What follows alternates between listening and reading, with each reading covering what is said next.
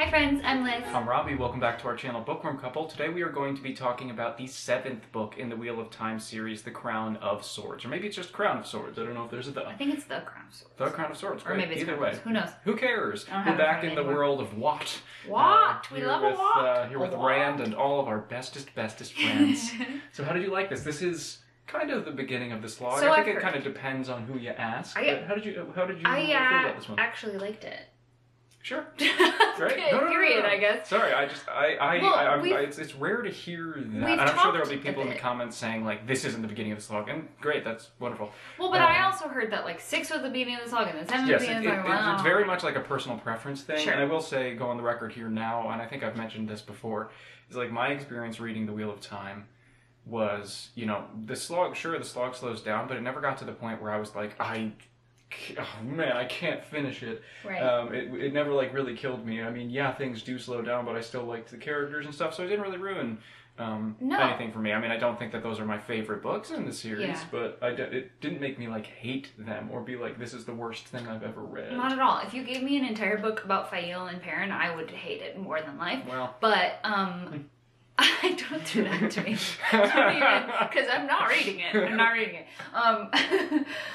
But it's interesting because not a lot really happened in this book, but it was a lot of the personal relationships, which is what I personally like as a reader. And I could understand people being bored by that. Sure. Certain readers being bored by that or finding that not interesting and wanting more action and wanting more movement forward, because there wasn't a lot of movement forward. We were kind of in one spot doing a few things, but all kind of in one spot. We weren't really moving forward. So I understand how that could frustrate people.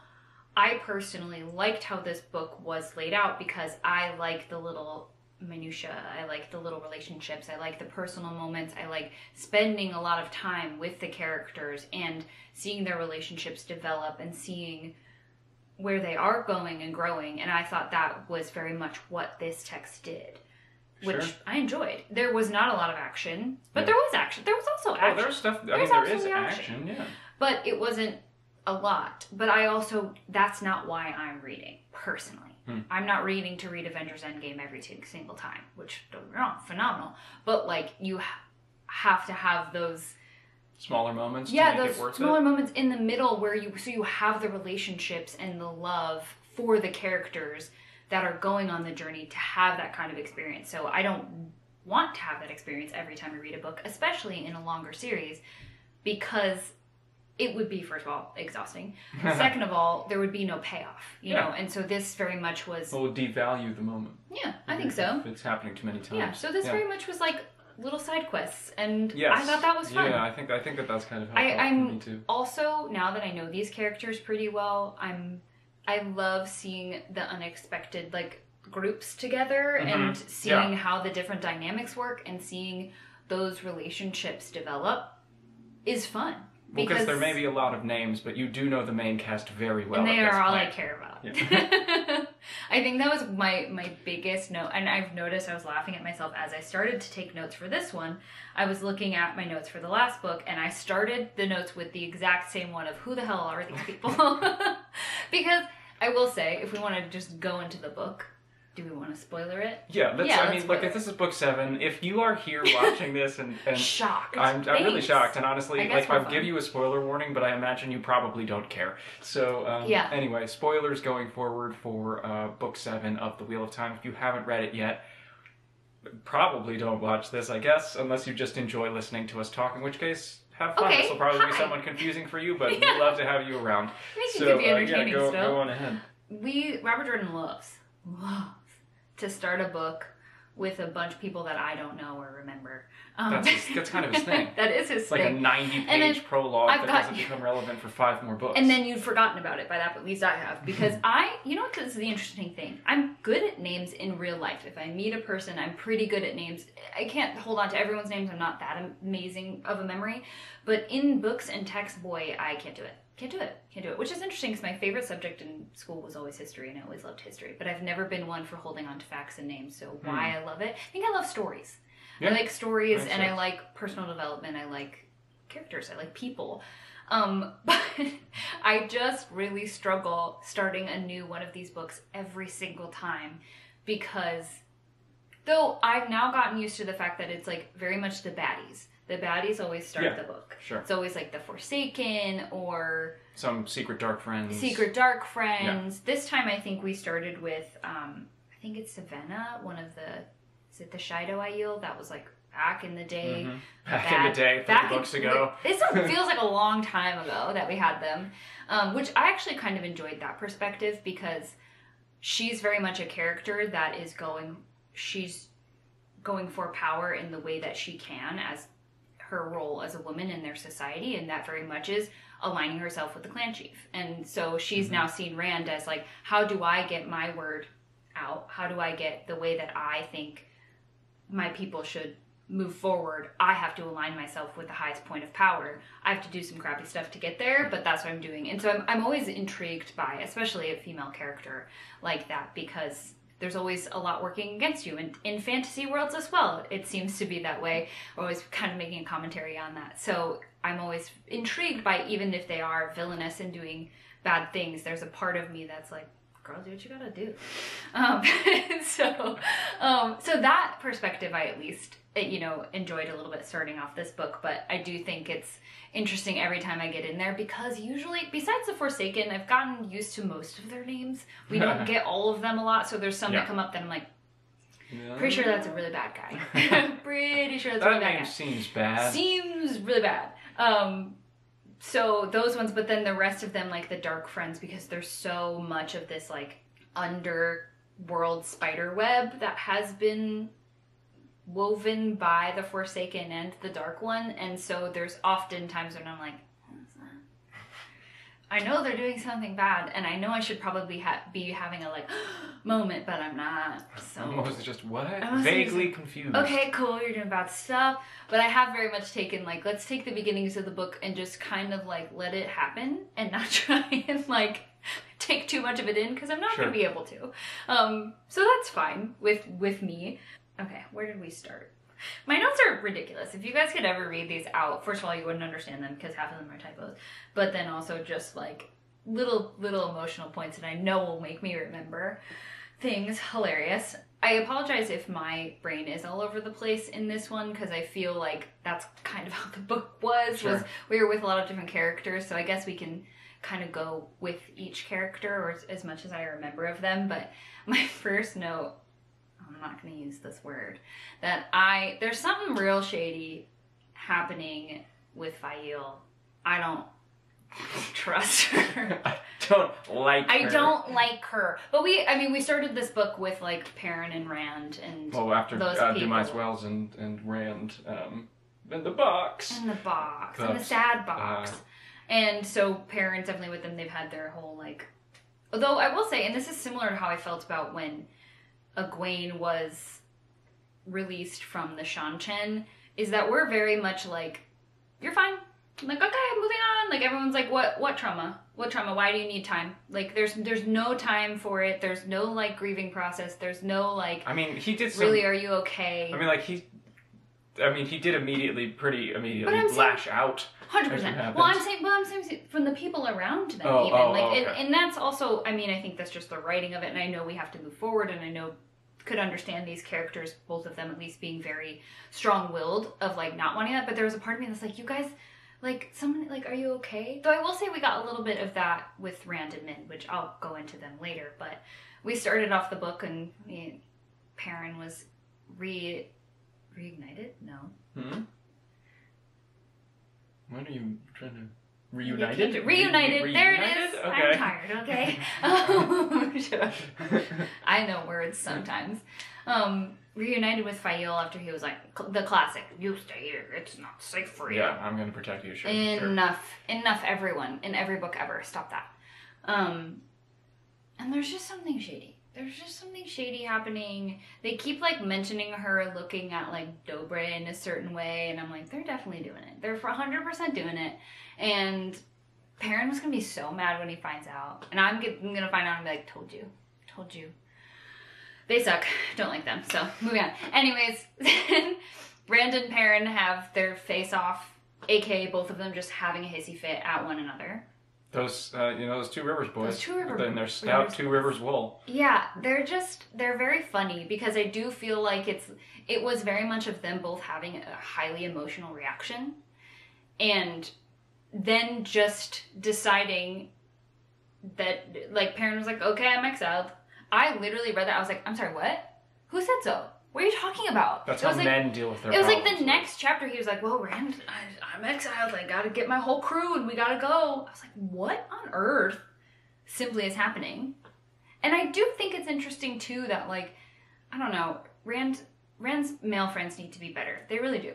Because, like, there was, like a whole ordeal of them being like, oh, my God, well, he could totally kill me. And I'm like, he's so powerful. And rather than anyone, like, talking to him about it, it was, like, looking at him like he's dangerous rather than, like, I know this person. Well, he's just pew-pewing his way through the world. He's always pew-pewing. He loves to pew-pew with the balefire. He super does. And everyone keeps telling him not to, and he's like, great idea. Pew-pew-pew! Literally setting back time whenever possible.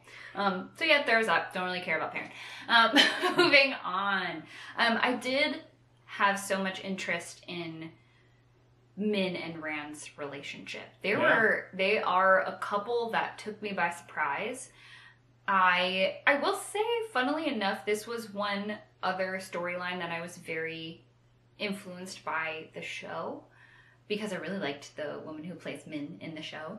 And obviously they've only done 2 seasons, but I did watch the show before I did this and I was surprised. Yeah, because there is no relationship between her and Rand in the show whatsoever. And they have a friendship from the very beginning. And I love them together. I absolutely love them together. I think Min is great. Min pulling out her feminine wiles is probably one of my favorite things of all time. She's just like, oh, cool, you don't think I'm cute? Watch me. But I will, and their relationship kind of started to pan out in the way that I thought it would after the last book because they do have shared trauma. She was there when he was being tortured. She was being held. She was watching him. They were there together. And there were little snippets in the book of, like, Min taking his hand, like him always leaning on her, him always looking for her. And I think their support for one another is so, so lovely and obviously so deep, so fast. And I think that's lovely. I love Min. I think Min is... honestly, Rand's triad, his 3 chicks, I love all of them. They're some of my favorite characters. Yeah, I just really like how their relationship has started to play out. And I also thought it was so funny the way that we, like, found out that they slept together. And because Rand was like, I can't even look at you. I behaved like an animal. And Min's like, do you ever think I wanted it that way, you weirdo? Like, Min is very sex positive. Min is like, I want what I want. We did what we did. This was consensual. Hasn't Rand basically been like women have had to almost force themselves on him? In a way. Not like entirely, but like the Avienda thing. Yeah, Avienda was very much of like, we're having sex now. Yes, and this feels like the same thing. It did, but it also, his reaction afterwards feels like that. But from what the description of it was, he was so afraid that he had thrown himself on her. Mm. And she was like, we were in this together. This was consensual. Like, don't insult me by, like, saying that I'm not going to say what I want to you. Maybe some foreshadowing for another plotline later in this book. No, maybe. Maybe.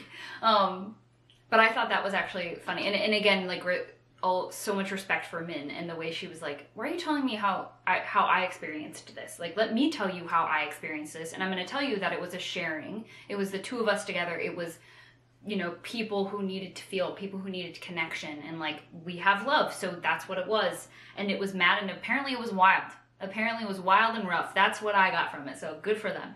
But I thought that was that was crazy kid. Also, apparently, he's taking everyone's virginity, I guess. Because I think Min said something about it, and also Avienda at the beginning of this book said that he was the first man that she had lain with, and I was like, surely not. But I guess they all are young. But I was like, these women they know a thing or two. I know they do. Oh, I also, speaking of Rand's, all Rand's ladies. Oh, yeah. All Rand's ladies. I think it's very funny. I like the way that Avienda and Elaine's relationship is also blossoming, and Avienda has just started, we're sister wives, done. Yeah. Period. Like, there's no questions about it. It's just like, we are We're in a throuple. What does she call them? It's not sister wives. It's something, or maybe it is sister wives. I don't remember. There's a term for it because she talks about how they're gonna have to figure out how to manage a husband together, and I think it's funny that Elaine is not into it. She is, but now she kind of is. In this book, because in the first book she was very much like, wait, stop, what are you talking about, you weirdo? And then she's like, I'm not sharing with you. And now in this book she's kind of, and I don't know that it's more of like her sharing with Avienda or her having a relationship with Avienda of like, this person I really respect and she is going to be in my life for a long time. I don't know if it's with this man or what, but there's a lot, and I guess we can kind of move on to their crew. The Elaine and Matt and Nynaeve and Avienda are all together searching for both the winds, and it is and Avienda like has been like whispering in Elaine's ear about how Matt had saved them a long time ago. This was literally, and he barely even saved them.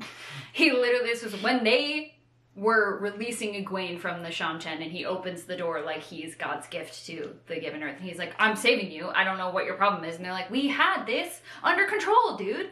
But according to Avienda, that Elaine has towed him. So they spent like every time that they had with Matt was literally like their little like sentences of being like, Elaine looked over to Avienda and being like, did I do that okay? And Avienda's like, yeah. Or she's like, probably say you're sorry again one more time.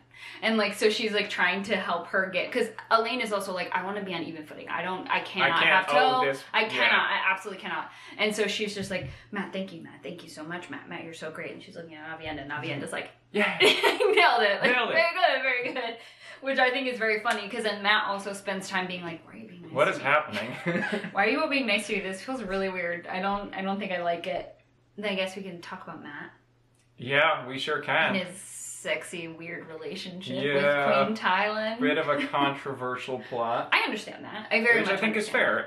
And we spoke about this privately as well when you were reading it. It feels like it could have been okay with just like a few changes in perspective of like Matt vocalizing that it was consensual at any point. Right. And it feels like that wouldn't have detracted from the plot to me. No. Because to me, the thing that makes the entire plot comical, or at least I think what Robert Jordan was going for, is like Matt spits a lot of game, but clearly cannot handle it when the woman is the aggressor. No. And like, you could have had this entire plot line, and I think it would have worked just as well if, like, at least at some point someone was talking to him and he was like, this is all crazy, but yeah, I'm totally into it. Super fun. And then all of the other scenes kind of could have played out mostly the same, and then it wouldn't have been this, like, weird, like... Because it's definitely uncomfy to read. Sexual, like, assaulty type thing. And it definitely had that undercurrent, but then there was also, like, passages of Matt, and, like, because Matt goes in being like, what is with these women throwing themselves at me? Like, he truly does not know how to handle it. Which is really funny. It is very... I think it's really funny. Well, and that's kind of how it begins, of, like, when Tylan, like, asks him to her room at first, she's like, hey, it's saucy little kitten. She also, like, nicknames are hilarious. She calls him, like, Piglet at some point. Who wants to be called Piglet? Nobody. She may have called him a squirrel at some other point, too. A lot of animals. There was a lot of, like, little cute creatures, woodland creatures. But it was very much, like, when it began was very much of just her throwing herself at him and Matt not knowing how to deal with that, because I think it's also kind of a play on, like, at least I interpreted it, of him interpreting, like, masculinity with, like, what that means in pursuing a relationship or even just a sexual relationship. And it was kind of an interesting start of that, being like him not understanding, like, a woman coming with that more, like, forward masculine energy was very jarring to him. And I think had there been some time taken with that, of him being like, I don't know what to do with this, but I'm kind of into it. But it was really interesting. There was never really a, like, you could definitely tell Matt was uncomfortable with the situation, but there was nothing that was ever really spoken about, like, the sexual part of it. Beyond, like, her very much just claiming him, and him not being into that.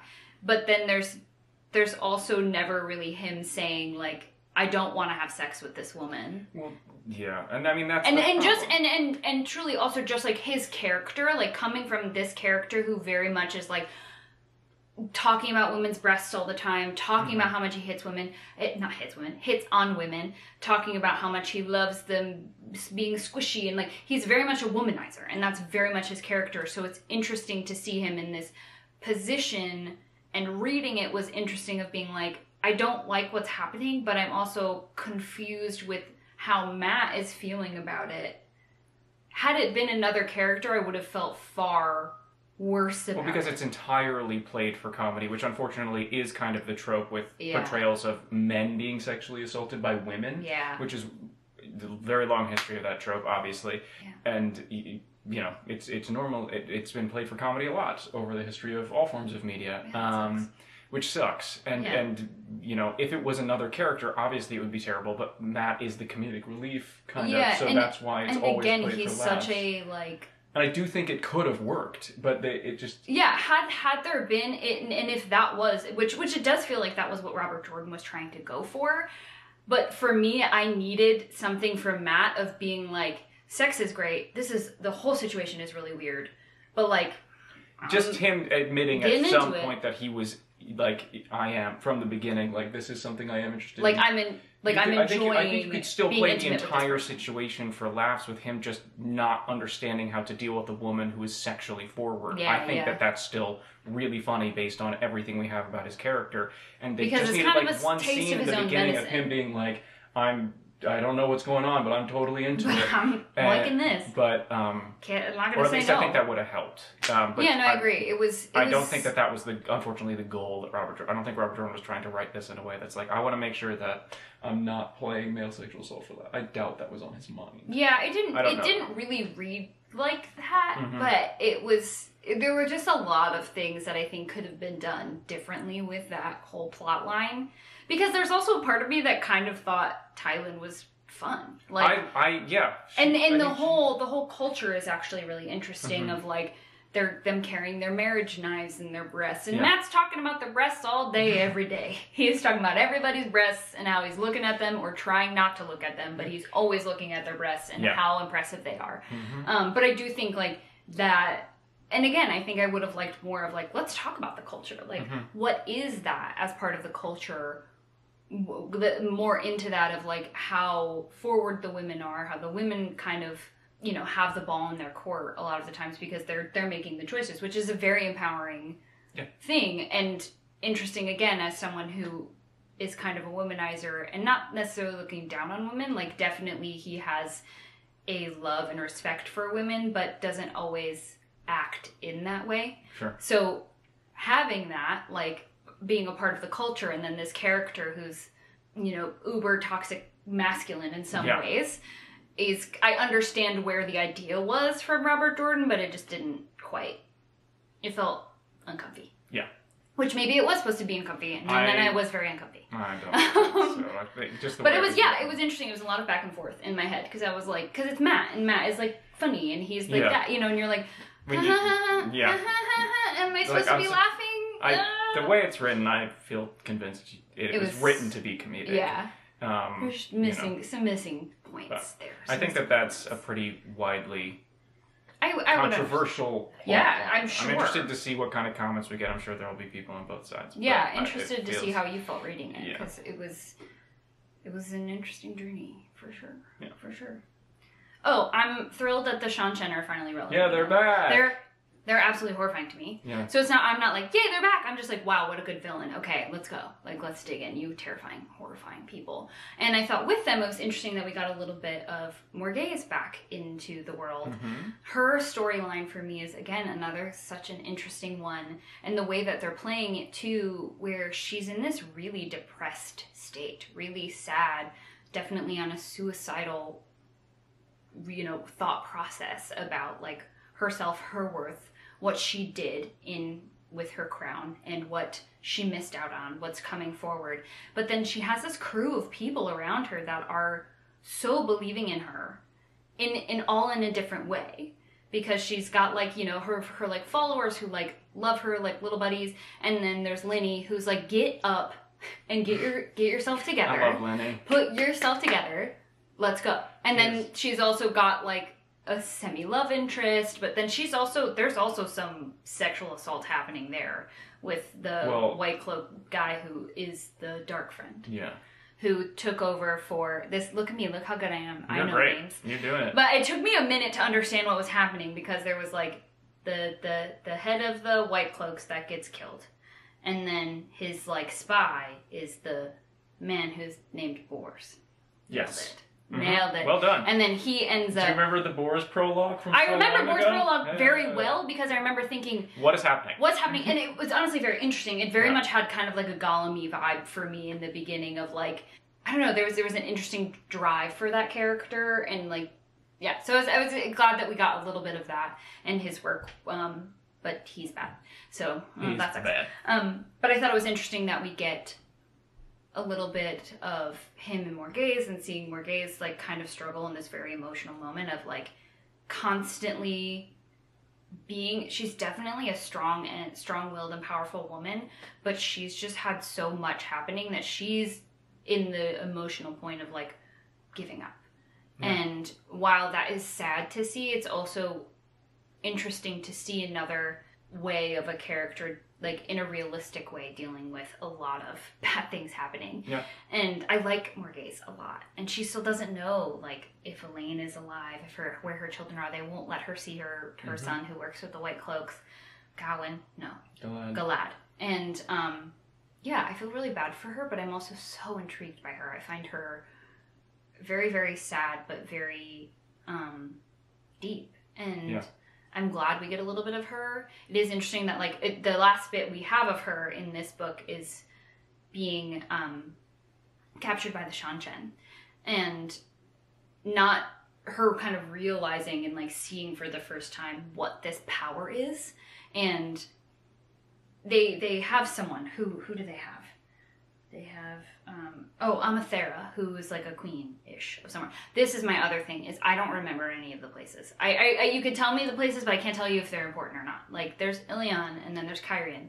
Which one are they both important? One, I know at the end Rand gets the crown of Ilion. More than one place can be important. Well, but like also where am I focusing? Like where's the head? And then there's Ebudar, and then there's the Amathera, who's queen of somewhere or queen-ish. She has a queenish vibe, but I know that she liked our girly girls, our Elaine and Nynaeve. She played with them a little bit because the Black Aja were around her. But now the Shan-Chen have her, and that was really sad. Yeah. That was a really sad reveal because she's also very much like mind wiped from them, which is devastating. But it's not that I like the Shan-Chen. I find the Shan-Chen to be a very... Good villain? Good villain. Yeah. Horrifying, because they're horrifying. They're so scary. Whereas then in comparison to the White Cloaks, who are also suck, they're very one note. Like I've said this before, like I feel like the White Cloaks are almost comedic. Like they're like on a comic book villain, because there's one note. There's nothing else to them. Whereas then you have the Shan-Chen, who just have this very intense culture and this very strong belief system that's very cultish and just wrong but like there's so much just wrong they're bad and they just but there's so much. They're the characters that go into the like, let me tell you why. That's really all I have to say about Shan-Chen, honestly. Good. I'm glad they're back because I think they're interesting, and also like obviously we needed to deal with them at some point because the way we dealt with them was they were not finished. Absolutely not. They're scary and we have to defeat them entirely. Perish the thought that they are gone. I also forgot one of my notes says, "Oh no, Pat and Fane." Yeah, he just pops in. Speaking of Gollum, he pops in. Well, they have this like crazy experience with like the like bad death fog, and then Pat and Fane like hops out and is like, "Hey!" and like the Rand throws him off. Just a quick stab. Maybe make sure Rand can't be talked about for a while, so we can come back at the end of the book and do something cool. And then Rand gets on one of his tirades where he's like, "I have to kill this man," and so he does. So good on him. I did think that scene was very interesting because Rand now is also, he's Portal City, USA. Oh yeah. Another thing that he likes to pew pew is he's like, portals, portals, portals. Oh, you need to go there? Portal. And so that was very much the kind of last fight. This time the portal fight took us to what's it called? The bad place where Matt gets his first cursed dagger. Shadar Logoth? Yeah, Shadar Logoth. Shadar Logoth. I had to Google it. I Googled Bad City and Wheel of Time, and there it goes. And I thought that was interesting to be back there. I thought it was interesting to bring a fight there. And there's this like crazy hooded guy that Rand meets that's on his side at some point, and then he disappears. Yeah, mysteries abound. Mysteries. Love that. Love that. And yeah, I thought that scene was pretty epic. Pretty intense. Again, Rand. There's some point in this book, this happens literally all the time. He meets some, I can't remember if it's a wise one or an Aes Sedai that's like, yo, cool it with the Balefire. And he's like, yeah, you're so right. And then he's like, literally he uses it so much. I understand it, and I thought his defeat of, was it Samael, this book? Yeah. Yeah. His defeat of Samael was really interesting because he ends up, not that you need to know what happened, you know, but I think it's interesting that he kind of like spares there's an Aiel that was with him at the beginning that got kind of stranded in Shadar Logoth and is under the power of the crazy shadow monsters, and so he kind of spares her by using Balefire, and then that shifts the monster to then defeat Samael, which I was like, that's kind of cool. Like, just by happenstance, this like, probably the reason why he decided to bring Rand to this place was because this creepy shadow monster was easily get him, and whoops, defeated him, you're not so smart. Though I will say, the Forsaken, as much as like they like talk him up, none of them, these children from Emond's Field have captured and or defeated quite a few of them already. So maybe they're pretty powerful. They're not so smart though. You know? Let's see, what else do I have? Oh no, Pat and Fane. Oh no, Pat and Fane. Elida's dreams I thought were funny because she's just like, hey. Well, I mean, you haven't talked about Egwene and the Rebel Aes Sedai at all. There's not a ton that happens. There's not a lot that happens.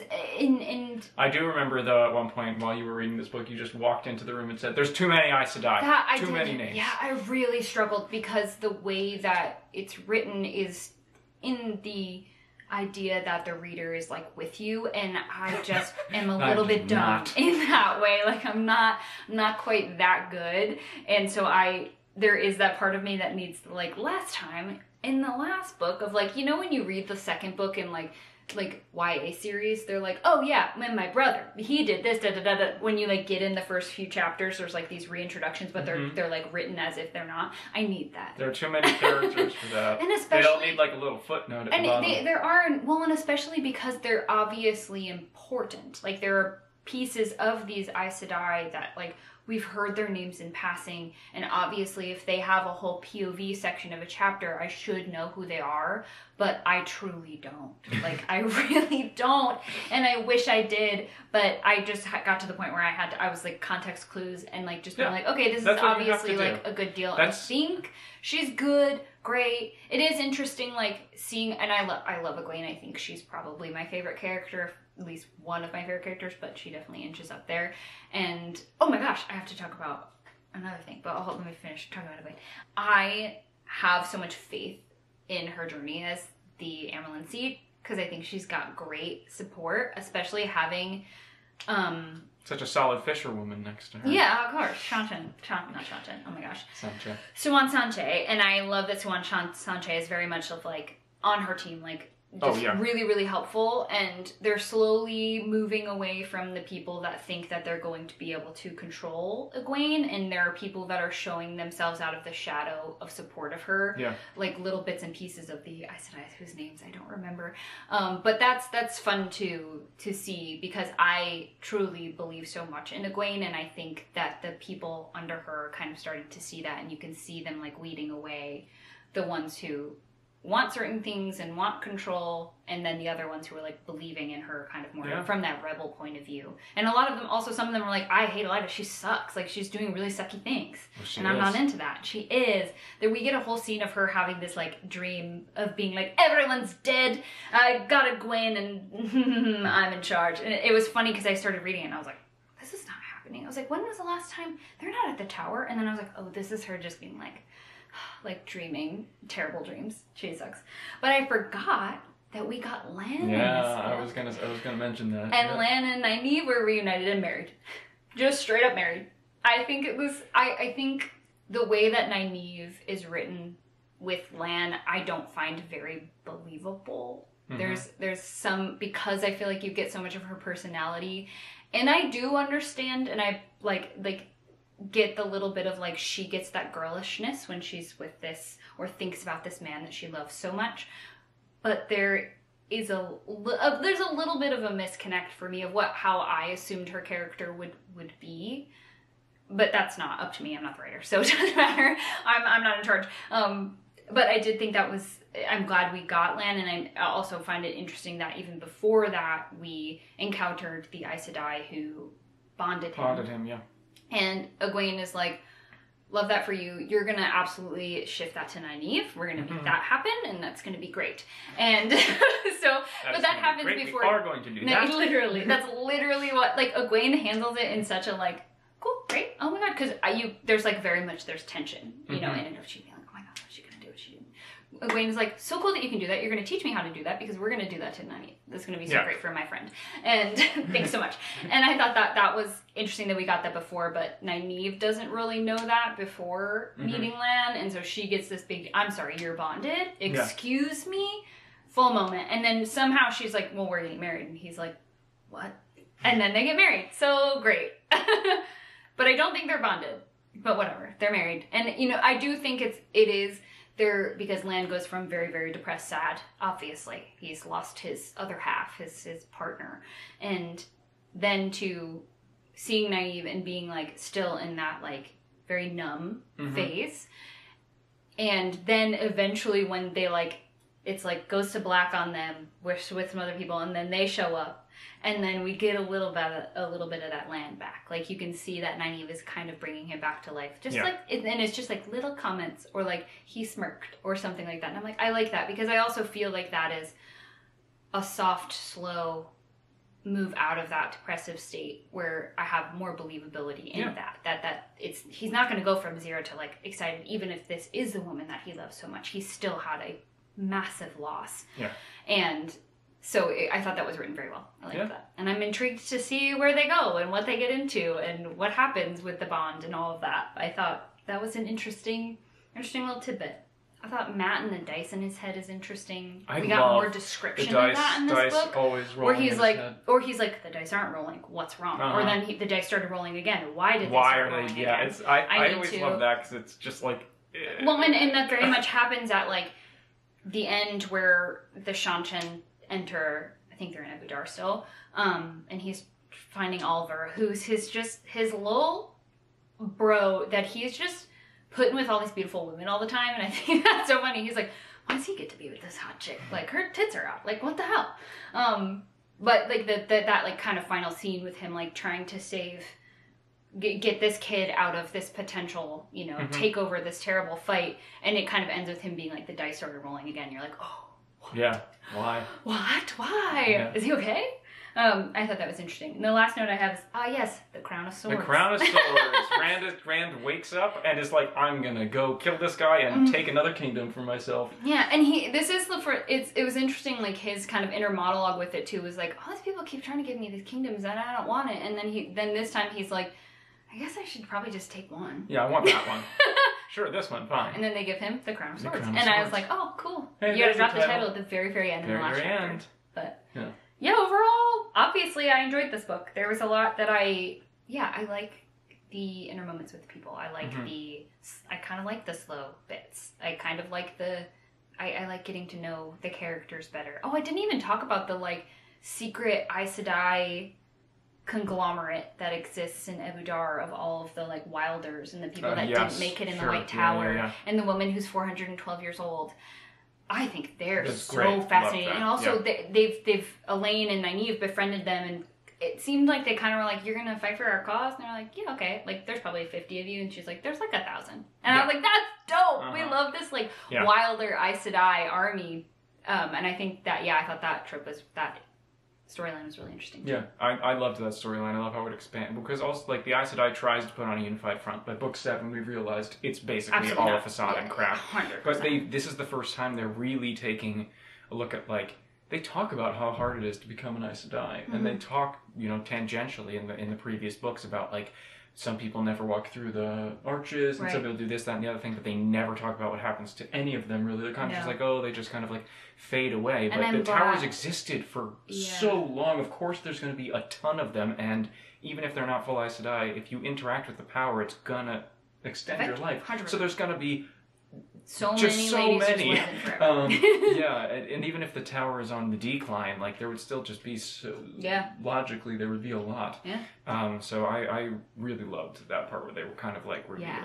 I think, and interesting of how familial they are. Like they have this little protective because they all have squad. They have shared trauma. Yeah, and a shared cause. And with that too, I always find the callback to the Wilder so interesting because there are obviously so many women who touch the power and don't understand it or know or have any sort of training. And I loved and they were very overprotective, but I loved that because that does not seem like what the tower is like. Mm-hmm. The tower is very much of like, we like power, we see you for your power, we respect you for your power, we don't really respect you as humans. Yeah. And this little group seemed like they had a lot more of that humanness and love and protection, which I just loved. Yeah. That's great. I would be one. Okay. Oh, look at that on timing. We're doing great. Doing great. Anything else? No, I think it talked a lot. Okay. How would you, what do you want to rate this book out? Crown of Swords. Crown of Swords? Yeah, gotta be Crown of Swords. A bowl. I mean, if you give me a bowl full of wins. Well, I don't know I can even give you a crown made of swords. Well, if you can find me a bowl, let's do a bowl of wind, and you gotta find a bowl with wind. I don't think I can. You can do it. I'll help you. No, it's okay. Because I can put little wind in it. That's so dumb. Bowl of winds. I think I'd give this a 4. You seem confused. Bowl of winds out of 5. Because initially I was thinking a 3.5, and now that I'm talking about it again, I'm like, no, I think I actually really enjoyed this book. Yeah, I would give it a 4 as well. Yeah. I quite liked this book. I really enjoyed it. Yeah. It's not, it's I think it was my style of a Wheel of Time book. That's great. I love that. Yeah. Because like I said, I like the people. Yeah. I want more of them, and I got a lot of them in this. And yeah. There were some parts of this book that I didn't necessarily enjoy, but there's enough in it that I really liked. And, the world building, like we were just talking about with all the Wilders and stuff and Ebudar, continues to be fantastic. Yeah. Anytime Robert Jordan peels back just another layer of the world that he's built, it's always so fascinating and raises so many wonderful questions, and I think that's part of what makes this series so great. I agree with you. Yeah. Well, anyway, those are our thoughts on Book 7 of The Wheel of Time. What are your thoughts? Did we talk about all of your favorite bits and your least favorite bits? If we had barely talked about the Bowl of the Winds. Forgot about barely that. talked about the Bowl of the Winds. Whatever. It's just the, the object of the quest. Whatever. I said talk about side quest. Yeah, let us know what your favorite and least favorite parts of the book are. We'd love to talk to you about it in the comments down below. Do try and avoid spoilers, though, because she has not read. I'm halfway through, though. Halfway through the series, though, which is very, very exciting. Otherwise, thank you all so much for watching, and we'll see you on our next adventure.